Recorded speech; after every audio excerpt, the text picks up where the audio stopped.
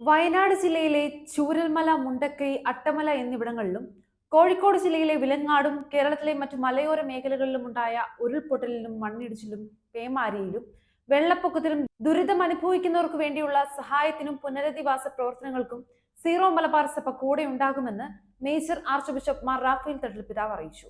സമാനതകളില്ലാത്ത ഈ പ്രകൃതി ദുരന്തത്തിൽ മരണമടഞ്ഞവർക്ക് ആദരാഞ്ജലികൾ അർപ്പിക്കുകയും പരിക്കേറ്റവരുടെയും പ്രിയപ്പെട്ടവരെ നഷ്ടമായവരുടെയും വേദനയിൽ പങ്കുചേരുകയും അവർക്കായി പ്രാർത്ഥിക്കുകയും ചെയ്യുന്നുവെന്ന് പിതാവ് കൂട്ടിച്ചേർത്തു.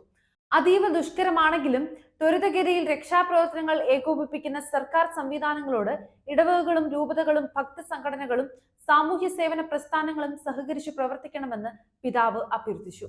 ദുരന്തത്തിന് ഇരയായവർക്ക് സമാശ്വാസം പകരാനുള്ള സർക്കാർ നടപടികളോട് സീറോ മലബാർ സഭ പൂർണ്ണമായും സഹകരിക്കുമെന്ന് അറിയിച്ചു. വീടുകളും കൃഷിയിടങ്ങളും നഷ്ടമാവുകയും ജീവനോപാധികൾ ഇല്ലാതാവുകയും ചെയ്തവർക്കായി സീറോ മലബാർ സഭയുടെ സാമൂഹിക സേവന പ്രസ്ഥാനമായ സ്പന്ദന്റെ നേതൃത്വത്തിൽ ക്ഷേമ പ്രവർത്തനങ്ങൾ നടത്തുന്നതാണ്. ദുരിതബാധിതർക്ക് ആവശ്യമായ ഭൗതിക സഹായങ്ങൾ എത്തിക്കുന്നതിനും ദുരിത മേഖലകളിലും ദുരിതാശ്വാസ ക്യാമ്പുകളിലും സന്നദ്ധ പ്രവർത്തനങ്ങൾ ചെയ്യുന്നതിനും നമുക്ക് ഔദാര്യപൂർവ്വം ഒന്നിച്ചു നിൽക്കാമെന്നും മേജർ ആർച്ച് ബിഷപ്പ് പ്രസ്താവനയിൽ അറിയിച്ചു.